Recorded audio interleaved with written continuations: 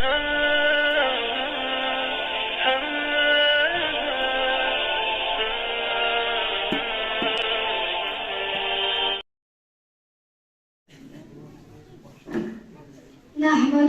ونصلي على رسوله الكريم أما بعد فقد قال الله تبارك وتعالى في القرآن المجيد أعوذ بالله من الشيطان الرجيم بسم الله الرحمن الرحيم ذلك الكتاب لا ريب فيه هدى للمتقين وقال النبي صلى الله عليه وسلم خيركم من تعلم القرآن وعلمه صدق اللہ العظیم. الہی رونق اسلام کے سامان پیدا کر، الہی رونق اسلام کے سامان پیدا کر، دلوں میں مومنوں کے الفت قرآن پیدا کر. درس قرآن اگر ہم نے بلایا نہ ہوتا، درس قرآن اگر ہم نے بلایا نہ ہوتا، یہ زمانہ نہ زمانے نے دکھایا ہوتا. میرے انتہائی واجب الاحترام علماء اکرام، استاد محترم، اہل سنت والجماعت سے تعلق رکھنے والے غیور نوجوان بزرگوں اور دوستوں، آج کی اس مبارک مجلس میں میری تقریر فضیلت قرآن پاک کے عنوان سے معنون ہے. مجھے امید ہے آپ میری گفتگو کو غور سے سنو گے. صدر محترم، دنیا کی پاکیزہ اور مقدس کتاب قرآن پاک ہے. ہمیں چڑھتے سورج کی طرح یقین ہے اس کا ایک ایک حرف سچا اور صادق ہے. وہ قرآن پاک جس کی زبان مقدس بیان اور جو فصاحت و بلاغت کا ڈھاٹے مارتا سمندر، جس کے متعلق ارشاد ربانی ہے. قرآن وہ کتاب ہے جس کے صادق اور برحق ہونے میں کوئی شک و شبہ نہیں، اور جس کے بارے میں محسن انسانیت حضور پاک صلی اللہ علیہ وسلم نے یہ ارشاد فرمایا، تم سب میں بہتر شخص وہ ہے جو قرآن سیکھے اور سکھائے. دعا کیجئے خداوند قدوس ہم سب کو قرآن پاک کی دولت سے مالا مال فرمائے. نوجوان دوستو، قرآن پاک رب ذوالجلال کی طرف سے عطا کردہ وہ حسین تحفہ ہے جس نے 23 برس کی قلیل مدت میں پورے عالم میں وہ انقلاب برپا کر دیا. بڑے سے بڑا فصحا، بلاغا، ادبا اور شعرا حیران رہ گئے، جس کی آیتوں کو سن کر پتھر دل موم ہو گئے. دوستو، یہی وہ قرآن ہے جو رہتی دنیا تک کے انسانوں کے لیے سراپا ہدایت اور رحمت ہے. یہی وہ قرآن ہے جس نے رسول کی رسالت کو اعزاز بخشی. یہی وہ قرآن ہے جس نے پژمردہ قلوب کو تازگی بخشی. ہاں، یہی وہ قرآن ہے جس کی برکت سے ادھڑے چمن میں بہار پیدا ہوئی. یہی وہ قرآن ہے جس کی برکت سے عزت و عفت کے شامیانے گھڑ گئے. یہی وہ قرآن ہے جس کی بدولت محبوب حقیقی کی رضا نصیب ہوتی ہے. یہی وہ قرآن ہے جو سچائی اور ایمانداری کا درس دیتا ہے. یہی وہ قرآن ہے جس کی بدولت عمر فاروق کو ایمان نصیب ہوا. یہی وہ قرآن ہے جس کی نظیر پیش کرنے سے عرب کے فصیح و بلیغ زبان دانی کا دعویٰ کرنے والوں نے انہیں ٹیک دیے. یہی وہ قرآن ہے جو ضلالت و گمراہی کی دلدل میں پھنسی ہوئی انسانیت کو رشد و ہدایت کا پیغام سنایا. یہی وہ قرآن ہے جس کی حفاظت کا وعدہ خود خالق کائنات نے فرمایا. یہی وہ قرآن ہے جس کی تلاوت میں دلوں کے واسطے فرحت و بشاشت کا سامان ہے. یہی وہ قرآن ہے جس نے ذہنی قوتوں کو چلا بخشی. یہی وہ قرآن ہے جس کی برکت سے جنات اور شیاطین کا آسمان پر جانا بند ہوا. محترم حضرات، آج کے اس نازک دور میں حافظ قرآن کو فضول سمجھا جاتا ہے. اس کے الفاظ رٹنے کو حماقت بتلایا جاتا ہے. کہا جاتا ہے اس کا رٹنا اور بے سمجھے پڑھنا بے سود ہے. افسوس، سرا افسوس اس قرآن پاک کے بارے میں ہمارے ایک خیال کی جس کے بارے میں شہنشاہ بطحا جناب محمد رسول اللہ صلی اللہ علیہ وسلم نے ارشاد فرمایا، اقرا ورتقی ورتل کما كنت ترتل في الدنيا فإن منزلك في آخر آية تقرأها. قیامت کے دن حافظ قرآن سے کہا جائے گا قرآن پڑھتا جا، اور چڑھتا جا اور ٹھہر ٹھہر کر پڑھ جیسے کہ دنیا میں پڑھا کرتا تھا. بس تیرا مقام اور ٹھکانہ وہی ہے جہاں آخری آیت پر پہنچی. یاد رکھو اے قرآن دنیا کی سب سے بڑی نعمت ہے. زمین و آسمان, چاند و سورج, ستارے کوئی اس نعمت کا مقابلہ نہیں کر سکتے. قرآن پاک رب کائنات کا اور مقدس اور عظیم کلام ہے, اور کیوں نہ ہوگا جب اس کو اتارنے والا امی, جس کے ذریعے اترا گیا وہ بھی امی, اور جس ذات پر نازل ہوا وہ بھی امی, اور جس مقام پر نازل ہوا وہ بھی امی, اور جس مہینے میں نازل ہوا وہ تمام مہینوں سے افضل, اور جس رات میں نازل ہوا وہ 1000 مہینوں سے بہتر ہے.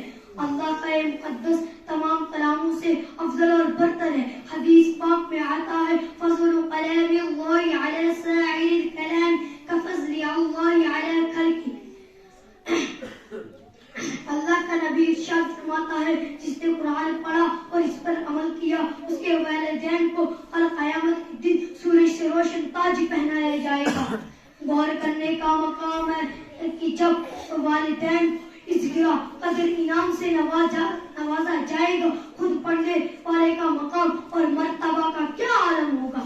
حضرات قیامت کا میدان ہوگا اور ایسے 10 آدمی جن کے لیے جہنم واجب ہو چکے ہوگی. حافظ قرآن رب کی بارگاہ میں سفارش کرے گا, پروردگار اس کی سفارش کو قبول کرے گا اور ان کو حافظ قرآن کی برکت سے نجات عطا ہوگی. مسلمانوں قرآن کریم وہ عظیم برکت اور سعادت ہے جو روح خدا بندی ہے, وہ عدل حیات اور سرچشمہ زندگی ہے. وہ عرب قوم جو پشت مردہ چلی آ رہی تھی, جس کو دنیا ذلیل اور حقیر جانتی تھی.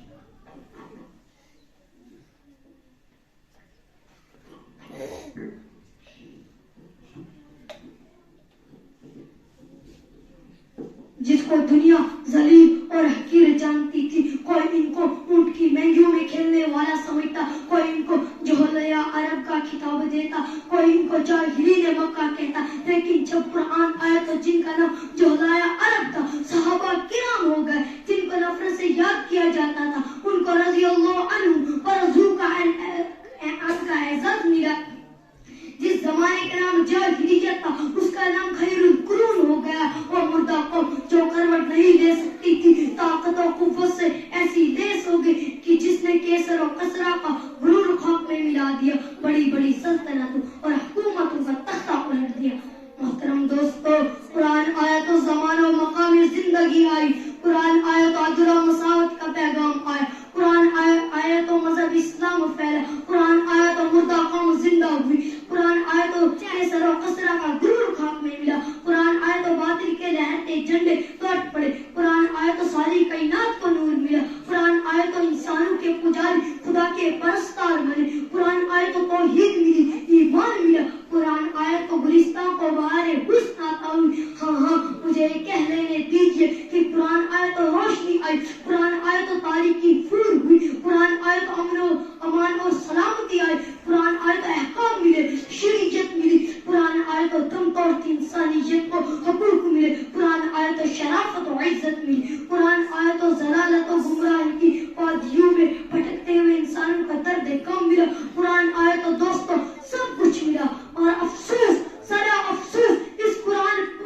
قرآن کے دامن مقدس کو ترک کر دیا, اس کی پاکیزہ تعلیمات کو بھلا دیا. نتیجہ ہوا کہ وہ مسلم قوم جس کے سر پر عزت اور عفت کا تاج تھا, ذلت اور رسوائی کی غار میں جا گری. وہ قوم کامیابی جس کا آگے بڑھ کر استقبال کرتی تھی, ناکامی اس کا مقدر بن گئی. وہ مسلم قوم جس کی ایک آواز پر افریقہ کے جنگل میں رہنے والے خونخوار درندوں نے میدان خالی کر دیا تھا, آج ایک چونٹی اس کے حکم ماننے کو تیار نہیں. آج غلامانہ زندگی بسر کر رہی ہے وہ قوم جن پر تاریخ نازاں تھی, آج ماتم کنا ہے وہ قوم جس کی ماضی روشن اور تابناک تھی, حال و مستقبل اس کا تاریخ ہے. مسلمانوں سمجھو اور ہوشیار ہو جاؤ, غفلت کا پردہ چاک کرو, قرآن پاک سے وابستہ ہو جاؤ, ورنہ یاد رکھو تاریخ ہمیں کبھی معاف نہیں کرے گی. حاضرین جلسہ, جہانسار صحابہ کرام کے کتب خانے میں قرآن پاک کے علاوہ کوئی کتاب نہیں تھی. اسی کو لے کر آگے بڑھے, کامیابی ان کے قدم چومتی چلی گئی. وہ قرآن پاک ہی تھا جس کی برکت سے بدر کے میدان میں 313 نے مکہ کی قسمت پلٹ دی. آج ہمیں کروڑوں میں مگر دوسری قومیں ہم پر سوار ہے. جان ہماری محفوظ نہیں, مال ہمارا محفوظ نہیں, عزت و آبرو سے ہماری کھلواڑ ہے. نہ ہماری مساجد محفوظ ہے, نہ ہمارے مدارس محفوظ ہے. ظلم و ستم کی چکی ہمارے لیے گھوم رہی ہے. مسلمانوں, ایک دور تھا مسلمانوں کا مقابلہ حمان بن ولی سے ہوتا ہے. اس دشمن خدا اور دشمن رسول کے پاس طاقت اور قوت ہے. 60,000 فوج کا لشکر جرال ہے, اسلامی فوج 10,000 ہے. اسلامی فوج کا کمانڈر حضرت خالد بن ولید ہے. مسلمانوں کو اس کا بھی علم نہیں کہ دشمن کے پاس کتنی فوج ہے. مشورہ ہوتا ہے, خالد بن ولید سے کہا جاتا ہے کہ آپ 300 آدمی لے کر جائے اور پتہ لگائے دشمن کی فوج کہاں ہے اور اس کی تعداد کتنی ہے اور سامان کیا ہے. صحابی رسول صلی اللہ علیہ وسلم قوت ایمانی دیکھیے فرماتے ہیں کہ 300 کی ضرورت نہیں, میرے ساتھ 30 آدمی کافی ہے. چنانچہ 30 صحابہ عرض کرتے ہیں کہ آپ کی قوت ایمانی آپ کو مبارک ہو, مگر یہ دنیا دار الاسباب ہے, 30 آدمی کچھ نہیں, کم از کم 60 آدمی لے جاؤ. چنانچہ 30 آدمیوں کو اور اضافہ کر دیا گیا. اسلامی فوج کا مختصر سا قافلہ آگے بڑھا. چند میل کے فاصلے پر معلوم ہوتا ہے کہ وہاں دشمن کا لشکر ہے. اس کی تعداد 60,000 ہے. حضرت خالد بن ولید کی ایمانی حرارت میں جوش کی, فرمایا کہ وہاں دشمن کا لشکر ہے. میری رائے ہے ادھر منتظر صحابہ کو اطلاع کی ضرورت تھی, ان سے مقابلے کے لیے ہم کافی. سب نے یک زبان ہو کر کہا ہمیں شوق شہادت ہے. جب شہادت سامنے ہو تو دشمن کی کثرت تعداد سے پرواہ کیا ہے. اسلامی فوج کا وہ مجاہد اعظم سب بناتا ہے. دوسری طرف 60,000 لشکر ہے. حمان بن ولی آگے بڑھتا ہے اور کہتا ہے ہم تو سمجھتے تھے مسلمان قوم بڑی سمجھدار ہے, لیکن معلوم ہوتا ہے تم احمق ہو. 60,000 کے ساتھ لڑنے کے لیے 60 آدمی لے کر آئے ہو. جاؤ, ہم تم پر رحم کھاتے ہیں اور 2 بورے کھجور اور چند اشرفیہ دے دیتے ہیں. کیوں اپنی جانوں پر ظلم کرنے آئے ہو, یہاں سے چلے جاؤ. دوستو, جگر پر ہاتھ رکھیے اور سنیے. خالد بن ولید فرماتا ہے تو واعظ بن کر آیا ہے یا واعظ بن کر آیا ہے یا کمانڈر بن کر آیا ہے, تجھے شرم نہیں آتی؟ اپنی بزدلی کو واعظ کے پردے میں چھپاتا ہے. تم میں لڑنے کی طاقت و قوت نہیں ہے. حمان بن ولید اسلامی مجاہد کی اس للکار کو سن کر جوش میں آتا ہے. فوج کو حکم دیتا ہے پکڑ لو ان 60 آدمیوں کو. چنانچہ 60,000 کا حملہ ہوتا ہے. صحابہ ان میں گھس جاتے. راوی کہتے ہیں کہ رسول خدا کے وہ جانباز سپاہی گھستے ہوئے تو نظر آئے, پھر نہیں پتا کہ وہ کہاں ہیں. سوائے تلوار کی چمک اور کھچا کھچ کے کچھ نظر نہ آتا تھا. 3 گھنٹے میں جنگ کا فیصلہ ہوا. تاریخ شاہد ہے, زمین و آسمان گواہ ہے کہ 60 نے 60,000 کا منہ پھیر دیا. محترم حضرات, میں پوچھنا چاہتا ہوں وہ کون سی چیز تھی جس نے صحابہ کرام میں یہ طاقت و قوت پیدا کی؟ دوستو, یہی وہ قرآن ہے جس نے ایک کو 1,000 پر باری کر دیا تھا. کسی نے سچ کہا ہے وعدہ غلبہ ہے مومن کے لیے قرآن میں, پھر جو تو غالب نہیں کچھ ہے کسے ایمان میں. مسلمانوں, اگر ہم ماضی کی طرح ہر مستقبل کو روشن اور تابناک بنانا چاہتے ہیں تو قرآن پاک سے وابستہ ہونا ہوگا, اسے سینے کے ساتھ لگانا ہوگا. اور ہم چاہتے ہیں ہماری آخرت دنیا کے ساتھ سنور جائے تو اس تعلیمات پر عمل کرنا ہوگا. خدا نہ خواستہ آج ہم نے اپنے بچوں کو 2 پیسے کی لالچ میں دین سے دور رکھا ہے. ہماری نظر اخروی نعمت کے بجائے دنیاوی ڈگریوں پر رہی تو یاد رکھے خدا کے یہاں جواب دینا ہوگا. اسی پر میں اپنی تقریر ختم کرتا ہوں. دعا کیجیے اللہ تعالیٰ تمام مسلمانوں کو قرآن سیکھنے اور سکھانے اور اس پر عمل کرنے کی توفیق نصیب فرمائے. آمین. وآخر دعوانا الحمدللہ رب العالمین.